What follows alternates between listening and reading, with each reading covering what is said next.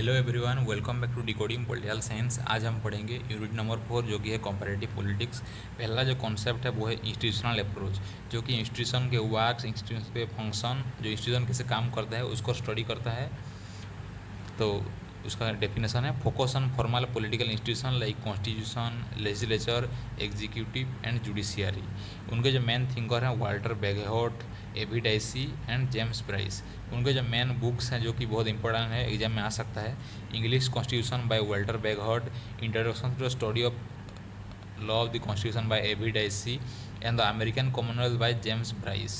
Institutional approach के की facts ये है कि ये वर्ल्ड वार 2 से पहले डोमिनेंस हुआ करता था इस थ्योरी का, और ये इसका मेन फोकस है लीगल और कॉन्स्टिट्यूशनल स्ट्रक्चर, मतलब जो भी फॉर्मल और लीगल इंस्टीट्यूट होगा उसके ऊपर ये फोकस करता है। नेक्स्ट है न्यू इंस्टीट्यूशनलिज्म, जो कि इंस्टीट्यूशन और ह्यूमन बिहेवियर को दोनों को स्टडी करता है। उनका मेन थिंकर है James G March, Johan P Olsen and Douglass North. उनके जो बुक्स हैं the new institutionalism by March and Olsen, institutional changes in economic performance by Douglass North. फिर हमारा पॉलिटिकल इकोनॉमी अप्रोच, जो कि पॉलिटिक्स और economy का क्या रिलेशन है, पॉलिटिक्स और इकोनॉमी का क्या रिलेशन है उसके ऊपर बात करता है। उनके मेन थिंकर है Karl Marx, Adam Smith and Robert Gilpin. और वो भी हो सकते हैं जो सरप्लस वैल्यू दिए थे, उनका आपको कमेंट में बताना है। सरप्लस वैल्यू का आइडिया कार्ल मार्क्स किससे इंस्पायर होकर थ्योरी बिल्ड किए थे। उनका मेन बुक्स है wealth of the nation by Adam Smith, Das Kapital by Karl Marx और political economy of international relation by Robert Gilpin. फिर हमारा आता है पॉलिटिकल कल्चर, जो कि सिटीजन का एटीट्यूड, बिलीव और वैल्यू एक पॉलिटिकल सिस्टम के ऊपर कैसे रहता है। जैसे कि हमारा इंडिया होगा, इंडिया का जो पॉलिटिकल सिस्टम है, इंडिया का जो भी सेकुलर वैल्यूज़ है उसके ऊपर हम कितना, हमारा ओरिएंटेशन है, कितना हम अवेयर हैं उस ऊपर। जैसे कि उनके थिंकर हो गए गाब्रिएल आलमंड, सिडनी भारवा। उनका जो फेमस बुक है द सिविक कल्चर, जो कि 1963 में पब्लिश हुआ था। ये तो बहुत इंपॉर्टेंट बुक है, आप लोगों को पता होगा। ये आलमंड और वर्मा ने मिल के लिखे थे। उनका जो 3 टाइप्स है, पेरोकियल कल्चर, जहाँ नॉलेज इतना नहीं होता है इन लोगों को, जो कि हमारे कंट्री में क्या चल रहा है उन लोगों को इतना आइडिया नहीं होता है। सब्जेक्ट में आइडिया थोड़ा थोड़ा होता है, लेकिन पार्टिसिपेट पे बहुत आइडिया होता है। मतलब वहाँ के सिटीजन एक्टिवली पार्टिसिपेट करते हैं, उनके कंट्री में क्या चल रहा है, उनके कंट्री का क्या वैल्यू सिस्टम है, वो कंट्री में कौन से लीडर को चुनना है, ये सब में पार्टिसिपेट कल्चर पे बहुत अच्छे से वो ओरिएंटेशन और एक्टिवली पार्टिसिपेट करते हैं डिसीजन मेकिंग प्रोसेस पे। नेक्स्ट आ गया हमारा सिस्टम थ्योरी, जो कि डेविड ईस्टन ने दिए थे। वो बोल रहे थे कि politics is a system of converting inputs into outputs, मतलब जो भी हम इनपुट देंगे उसका आउटपुट निकलेगा। उनका पॉलिटिकल सिस्टम नाम का एक बुक है, a system analysis of political life है। वो इनपुट देते थे, कन्वर्जन प्रोसेस पे आता है, आउटपुट निकलता है और फीडबैक निकलता है। ये जो प्रोसेस से आता है उसको वो बोले थे ब्लैक बॉक्स मॉडल। ये एग्जाम में आ सकता है, ये है ब्लैक बॉक्स मॉडल। फिर आता है स्ट्रक्चरल फंक्शनलिज्म, जो कि दिए थे गाब्रिएल आलमंड और जी बिंघम पावेल ने दिए थे। और उनका जो बुक है कंपैरेटिव पॉलिटिक्स ए डेवलपमेंटल अप्रोच, ये भी एक इम्पोर्टेंट बुक है। उनका 5 रूल था: interest articulation, interest aggregation, rule making, rule application and rule education. Next हमारे प्रेशर ग्रुप और इंटरेस्ट ग्रुप हैं। ये ग्रुप ऐसे होते हैं जो कि influencing government policy without seeking political power directly, मतलब इन लोगों को पॉलिटिकल पावर नहीं चाहिए, इन लोगों को कोई मिनिस्ट्री नहीं चाहिए, ये इन लोग इलेक्शन में खड़े नहीं होते, लेकिन वो एज ए ग्रुप आके गवर्नमेंट के पॉलिसी और गवर्नमेंट के स्ट्रक्चर को चेंज करना चाहते हैं। उनका जो थिंकर है आर्थर बेंटली और डेविड ट्रूमैन। उनके जो बुक्स है the process of government by Bentley, the governmental process by Truman. तो ये जब पढ़ रहे हैं आप कंपैरेटिव पॉलिटिक्स, यहाँ से ज़्यादातर क्वेश्चन बहुत फैक्चुअल आता है। जैसे कि यहाँ आपको पूछ सकता है प्रोसेस ऑफ गवर्नमेंट कौन लिखे थे, द गवर्नमेंट प्रोसेस कौन लिखे थे, ऐसे पूछ सकते हैं। आपको ईयर के साथ याद करना चाहिए, क्योंकि कभी कभी क्रोनोलॉजी भी पूछ लेता है। नेक्स्ट आता है 3 wave of democratization by Samuel P Huntington. यहाँ से 2-3 बार क्वेश्चन आ चुका है। उनका मेन बुक है third wave of democratization in the late 20th century. ये बुक के अलावा भी आपको चेंजिंग सोसाइटी जैसे हो गया उनका बुक, ये सब बुक को आपको पढ़ना चाहिए। और उनका फर्स्ट वेव, सेकंड वेव और थर्ड वेव में मैं दे दिया हूँ, लेकिन उनका रिवर्स वेव भी चलता है।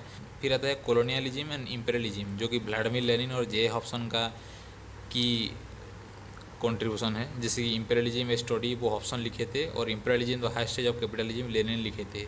फिर आता है decolonization and post colonialism, Frantz Fanon, Edward Said, जो कि की थिंकर हैं। रेस्ट ऑफ द अर्थ आप लोग जानते होंगे, WPT में पढ़े होंगे। और एडवर्ड सैड की ओरिएंटलिज्म बुक भी आप जानते होंगे, ये सब का ईयर के साथ आपको याद करना है। नेक्स्ट आ गया नेशनलिज्म। आप लोग जानते होंगे बेनेडिक्ट एंडरसन और एर्नेस्ट गैलर बहुत बड़े बड़े प्रोमिनेंट थिंकर हैं नेशनलिज्म के।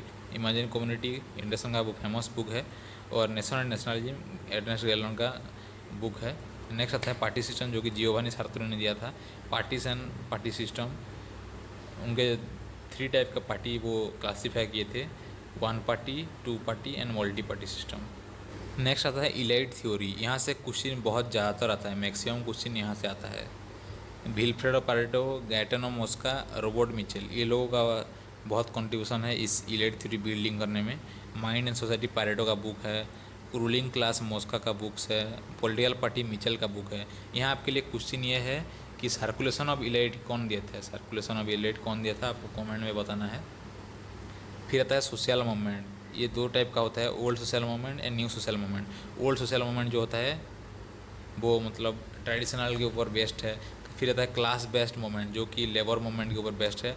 और न्यू सोशल मूवमेंट जो कि एनवायरनमेंट, फेमिनिज्म, ह्यूमन राइट्स के ऊपर बेस्ड है, जो कि सॉलिडारिटी की बात करता है। यहाँ जो थिंकर हैं एलन टर्नेन और जॉर्जन हाबरमास, जो कि 2nd जनरेशन थिंकर होते हैं हमारे क्रिटिकल स्कूल के। आप लोग IR पढ़े होंगे, जानते होंगे। जॉर्जन हाबरमास को 2nd जनरेशन के थिंकर बोलते हैं। ये PIQ में भी आ चुका है। नेक्स्ट आता है dependency theory, Andre Gunder Frank, Fernando हेरनिक कार्डोसो। उनका जो बुक है capitalism underdevelopment in Latin America and dependency and development in Latin America by Cardoso. फिर आता है मानकोर ओल्सन। ये एक ही थिंकर हैं और एक ही उनका कॉन्सेप्ट है, collective action problem and the logic of collective action का बुक है। इसके ऊपर 2 क्वेश्चन आ चुके हैं PIQ में, कौन लिखे थे और उनका कौन सा बुक है। नेक्स्ट आता है वेलफेयर स्टेट मॉडल, जो कि थिंकर हैं रिचर्ड टिटमॉस। उनका जो बुक है 1974 का सोशल पॉलिसी।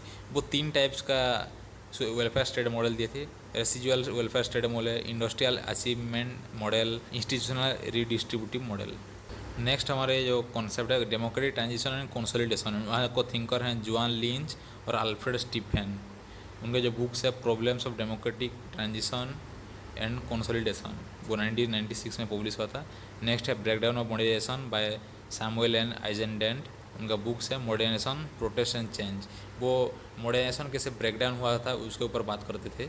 और नेक्स्ट है हमारा रोल ऑफ रिप्रेजेंटेटिव, जॉन वाल्के का।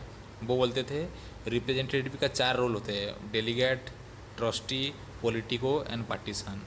देखिए मैं जो ये पढ़ा रहा हूँ कंपैरेटिव पॉलिटिक्स का पूरा जो एक सीरीज, मतलब पहले मैं पढ़ाया first unit, 2nd unit, 3rd unit, ये हमारा 4था यूनिट है। तो ये पढ़ने का एक ही मकसद है कि क्या क्या यूनिट, क्या क्या कॉन्सेप्ट आपके सिलेबस में है वो पहले आप अच्छे से एक्वाइंटेड हो जाए, उसके बाद हम डीपली पढ़ेंगे उसके ऊपर। मैं प्रोवाइड भी करूँगा कहाँ कहाँ से आप पढ़ सकते हैं, कौन से मटेरियल, कौन से क्लासेस, कौन से PDF से। फिलहाल आप ये शॉर्ट नोट से पढ़िए ताकि आपको आइडिया आ जाएगा कि कौन से यूनिट में क्या क्या है। ये आपके लिए एक माइंड मैप जैसे काम कर सकता है, शॉर्ट नोट्स है। आप बिगिनर है तो ये सब यूनिट आप अच्छे से पढ़िए। ये 4th यूनिट था, इसके अलावा भी मैं और कुछ वीडियो भी डाला हूँ। All the best.